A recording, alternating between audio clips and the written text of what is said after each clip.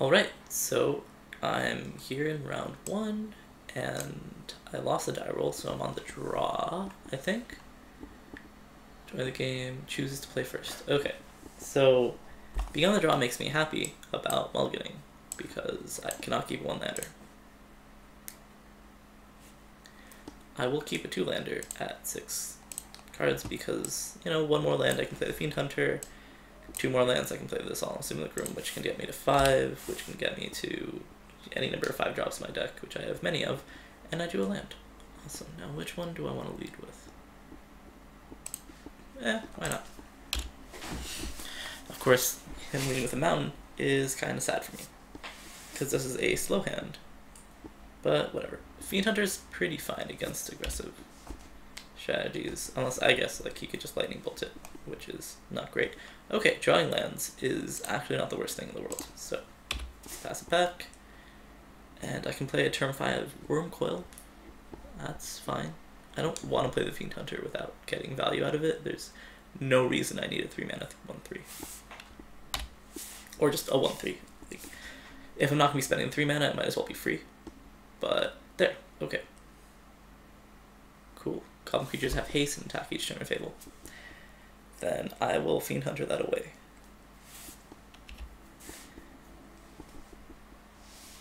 Alright, my turn. Play Plains. Okay. Still not upset to be seeing this land. It means I'm likely to play a turn 6 Mirror Battlesphere. So if my first threat is dealt with. Yes, please. Then I'll have a second threat that is quite threatening.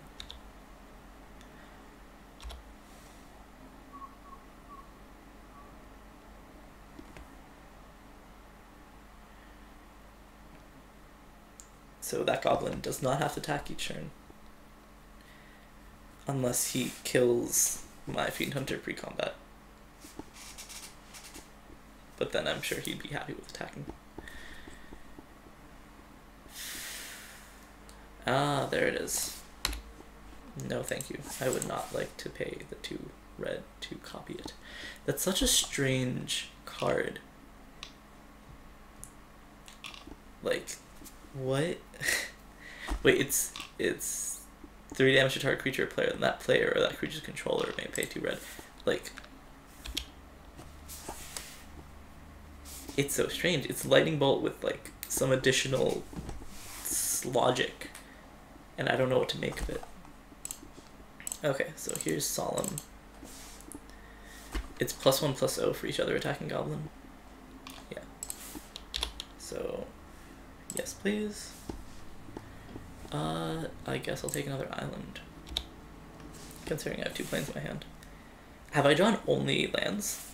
Okay, maybe the gods have heard me and delivered the lands that I so clearly wanted. At this point, I have enough mana to cast Mirror Battlesphere, like enough lands in hand, and on the field. Unless there's some sort of land destruction coming, I kind of don't want any more lands.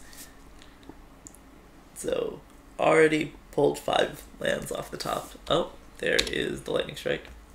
I get to draw a card. Let's hope it's not a land. Yes. And it's a Cloudgoat Ranger. Okay, that's fine. Would I rather that or a Wormcoil Engine? Probably the Wormcoil. It's more resilient to being destroyed, and so on and so forth. He's going to attack the Goblin Rat Master. I'm going to take a bunch of damage.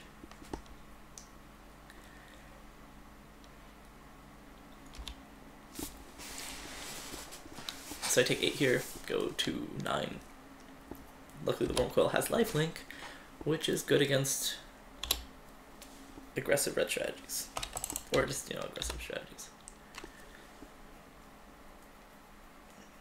The Cloudgoat Ranger will offer more bodies on the ground in case he can, like, exile the Wormcoil, for example.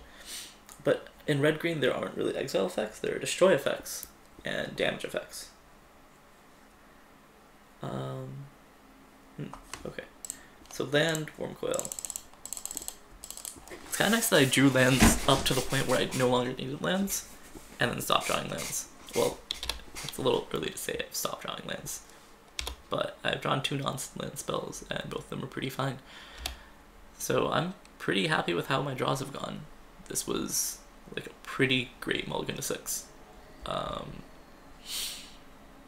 Of course, if my draws were this perfect with the last hand, it also would have been a great not mulligan and a 1-lander. I guess I would have drawn 5 lands, had 6 cards, or had 6 lands available to me. And there he goes attacking. Okay, so he's got a 6/2. Now the question is, do I... wait. So he's hitting me for... whatever. So he's hitting me for 1, 2, 3, 4, plus 6 is 10. So I definitely have to block. If I block one of these, I gain 6 life and then take 1, 2, 3, 9. So net effect is I go down to 6. Alternatively, I can block the Rabble Master, which I guess is fine, I think. I don't know. If I block one of these goblins, and he has some way of dealing 6 damage to me, yeah, if he has a pump spell, which I don't know what pump spells exist in the cube, I don't want to die to it, so yeah. I mean, the other thing is, I would rather have, like, I'm not afraid of this dying that much. Like, I get 2 3/3s, one of which has lifelink, and the other one has death touch. Death touch, +4/+4, and gains trample until end of turn. I don't think, okay, this, right. I don't think that's lethal. Conveniently, this now still dies. I take 4 here and 8 here. Or additional 4, so a total of 8, and I gain 6. So I go to 7. And I still got the 3 3/3s. So that's fine. Instead of gaining life there, P used the Gorg Clan Rampager. Would that have killed me if I didn't? That would have just been 4 more damage, and I would have gone to 2. No. So I could have still got that. 5 damage. Okay. So that would have killed me. The Gorg Clan Rampager plus the Brimstone Volley could have killed me. Because I would have gone to 2, and then I would have been hit for another 5. Okay, so I can Sun Titan back the Fiend Hunter to get rid of a Goblin.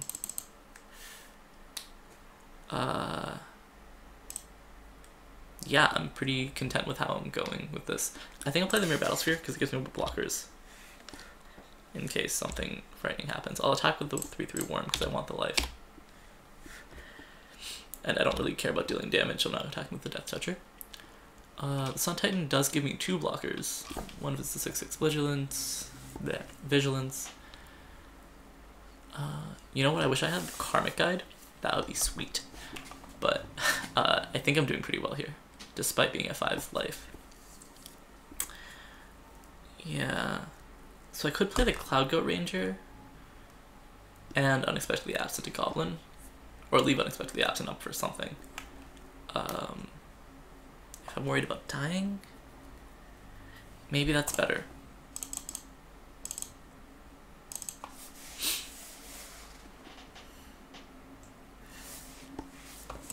I don't know what I'd be worried about dying to, exactly. Like, I don't know what I'm playing around. Suddenly having a bunch of extra creatures that can attack through my things, or just attacking to deal this last amount of damage. He could possibly have other burn spells in hand. If he has 5 damage worth of burn in hand,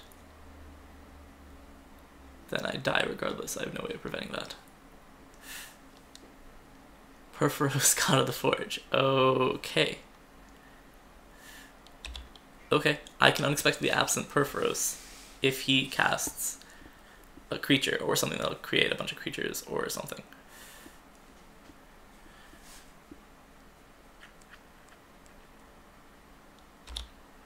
Okay. No attacks. He doesn't cast a creature. So, I guess I leave Unexpectedly Absent up, is the plan. Now that I have 8 mana, I can play Sun Titan and still leave up the Unexpectedly Absent. Maybe I want Unexpectedly Absent the Perforos really far deep into his deck, I don't know. I think I'm okay attacking with... Wait, so Perforos is not a creature, so Fiend Hunter can't exile it. Yes. Damn. Okay. Though it can exile a goblin, which isn't that exciting, to be honest, but that's okay. So let's attack with the Lifelinking Worm and the Cloudgoat Ranger.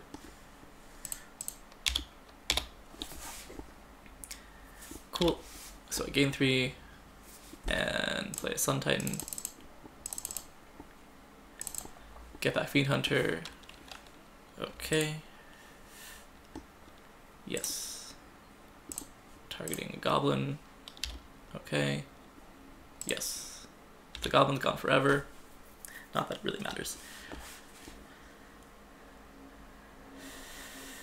And so he's gonna play... Okay, so the Siege Gang Commander comes down, puts 3 1/1 red goblin creature tokens on the battlefield.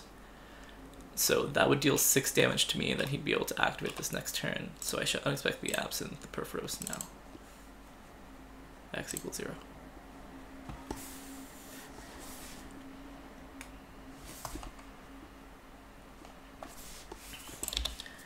So he can still throw goblins at my face. A lethal number of them, I think.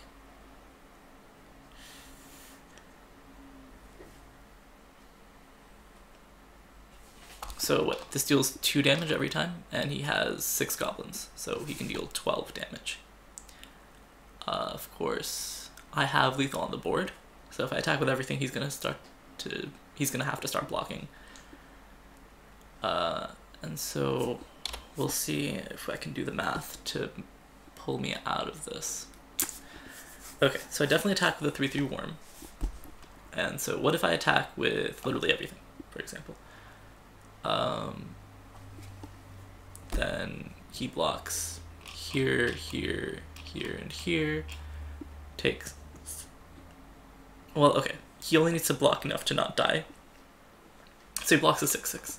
Takes 3, 4, 5, 6, 7, 8, 9, 10, and then 13. So no, he has to block 3/3. So say he blocks the 6/6 and this, for example. Then he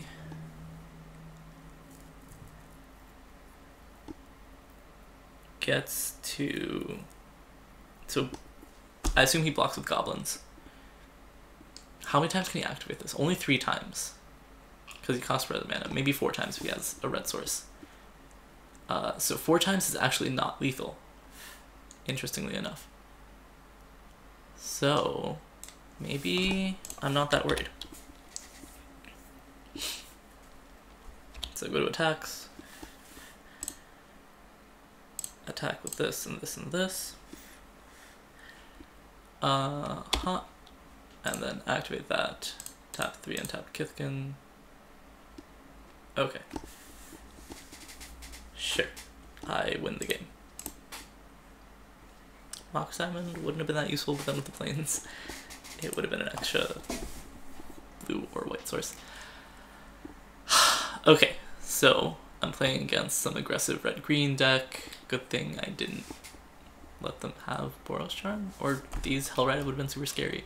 A lot of cards would have been really scary. I guess there wasn't an aggressive deck and they just didn't need these cards to win, or to, to build the deck. Okay, so just Angel of Serenity look good. Maybe? Maybe it looks better than Mere Battlesphere. Because of, Mere Battlesphere is pretty good at killing them, but not that great at not dying to them. Whereas Angel of Serenity can exile 3 creatures from the board that are looking to kill me. Alternatively, I can cut something else. Wormcoil Engine did a lot of work there. I agree, Precursor Golem might be pretty bad because he's got so much burn that can just kill it. Maybe I prefer to have a Spectral Procession, which is more resilient to that sort of thing.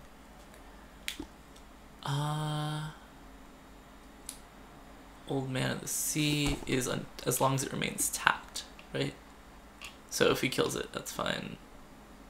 Show and Tell doesn't look that bad because I doubt he's got that like giant of a thing to show or to tell. Okay, so I've got some big things. Maybe I take out the spectral procession and put in the show and tell. Maybe I take out, what else seems pretty bleh. Like the Geist is pretty, no, what am I doing? The Geist is pretty aggressive. Though it's hexproof, so it can't be killed like that easily.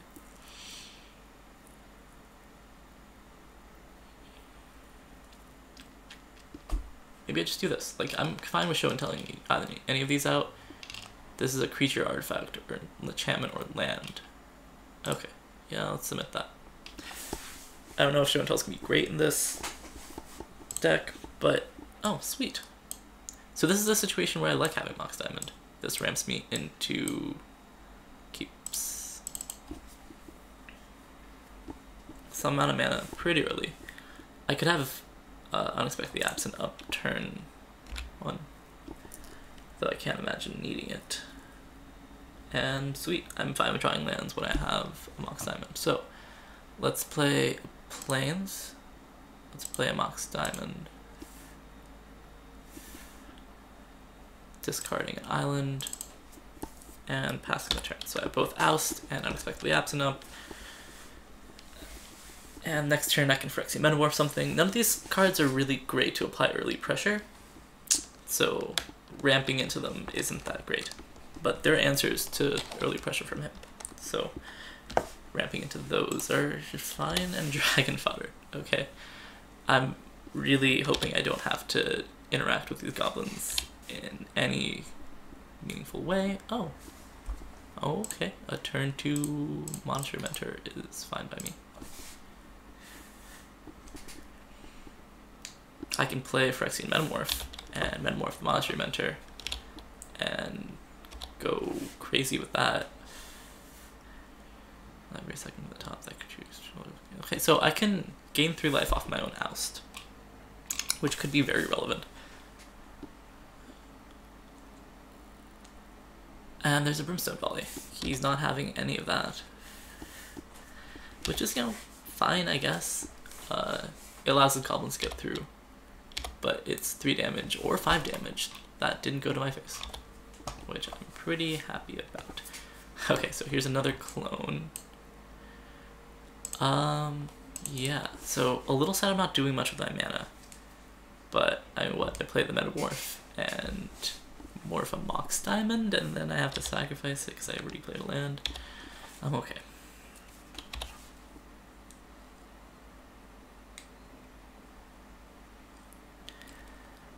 I could have Phantasmal Image enter as a goblin. I could have enter as a 0/0.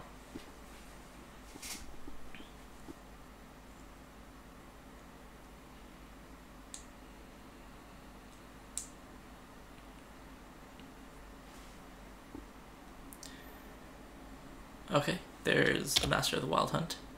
Interesting. So I can get my own Master of the Wild Hunt, which I think I will get. And then... Huh. Yes. And then the plan was to deal with his master before he killed mine. No, he couldn't kill mine. Though, no, he could, because he could target my Phantasmal Image if I played that. If I played the Metamorph, then he couldn't just kill it by targeting it. He would have to kill it with the wolves, and then stuff. So I can play the Metamorph for 3, paying the 2 life, and then oust the Master of the Wild Hunt.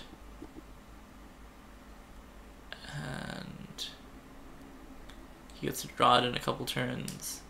I didn't draw a land, which makes me kind of sad. But I'd rather he not have a bunch of wolves. So I'll cast it paying the 2 life. Copying that. Cast oust for white. And pass the turn. He could just kill my copy. which I suppose is fine. Actually, it's just sad. It's just sad news.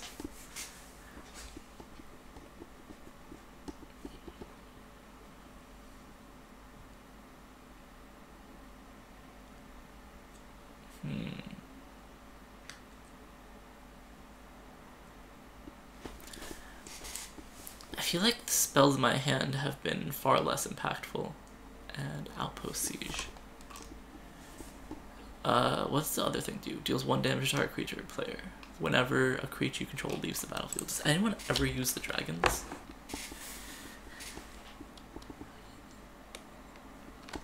Lets him draw an additional card each turn. Sweet. So I get a wolf. So if he plays the master and doesn't kill this one, I can tap it, have the 2 wolves kill that master before he gets any value out of it. Which is what I want to be doing, I'm pretty sure. So, I think play the Solemn, get a Plains. Yes. And then I guess I'll attack. Unless he has like a giant growth, in which case I don't want to be attacking. But I don't know if giant growth is in the cube. Seems like it's not. The Master of the Wild Hunt gets exiled, he can cast it. He already knows he can cast it. But I don't know what he drew for turn. That was pretty clever though, I guess. I don't know if that was intentional, but now you don't get to see the card that he exiled. He's going to cast the Master, I imagine, unless he just doesn't want it.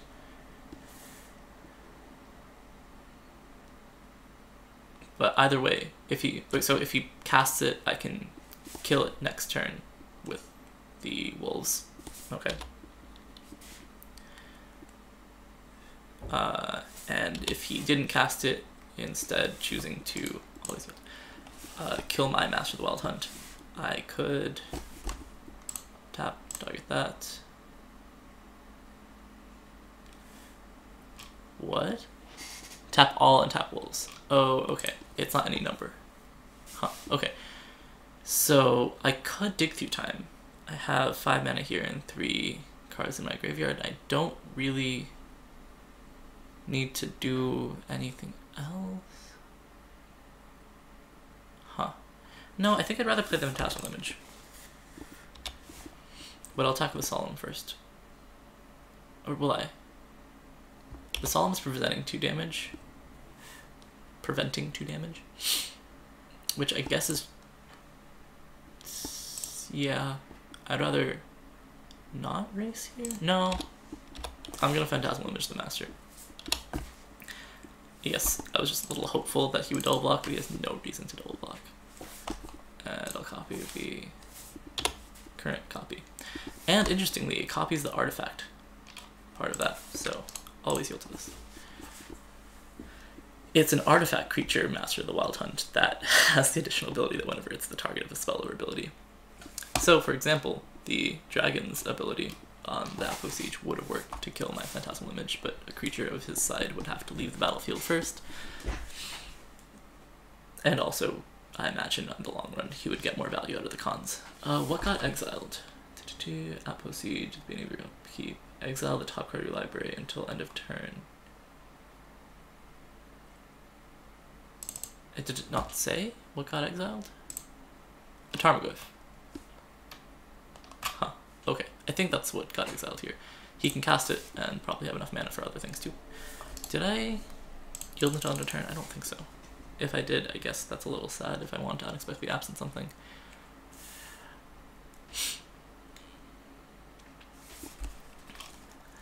At the beginning of your upkeep, exile the top card of your library until end of turn. You may play that card. Hammer of Perforos. Creatures you control have haste. And 2 and a red, tap, sacrifice a land, put a 3/3 colorless golem enchantment artifact creature token on the battlefield. Weird. Okay. He can activate it, but instead he's going to play this Tarmogoyf, which is totally reasonable, considering it has haste and all that nonsense. He's just attacking with Tarmogoyf. Do I unexpectedly absent it? I guess so. I don't really want to... Well, okay, cancel. I get 2 wolves, and I can kill it with my 3 wolves, right?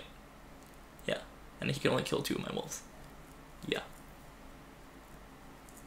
Okay. So I just take the whatever? Then maybe I should have undone the hammer, because he gets a 3/3 haster every turn. That's a little bit sad. I think I passed the turn here. Or, I don't block, and I don't respond to anything. And I could get rid of the hammer or the outpost siege right now. Do I want that? If I did that, I should have done that before the Tromglyph attacked. And that was my own bad. But I think that I'm more afraid of what he draws off of the outpost siege, maybe?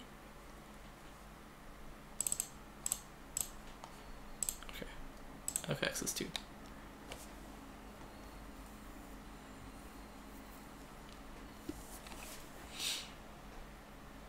Okay, pass the turn.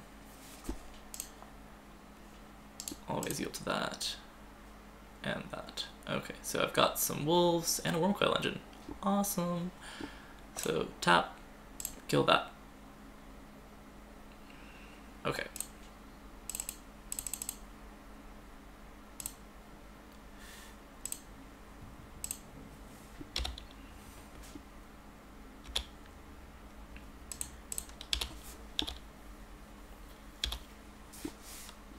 Okay.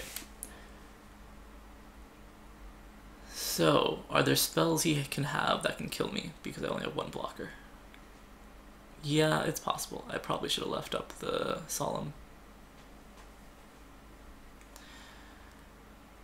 And like, I'm pretty content blocking a 3/3. That, I don't know.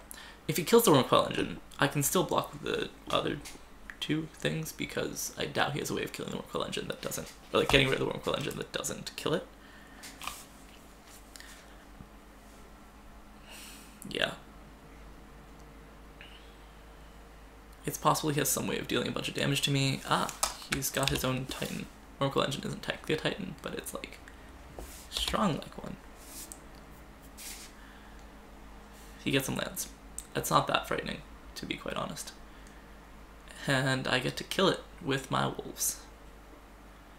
I do end up a wolf each turn. Wait, no, he gets to kill 3 of my wolves. Okay, so I don't really end up with a wolf. Yes, just I don't care how equivalent abilities are stacked. I guess they come from different sources. Yeah. Tap to deal damage there.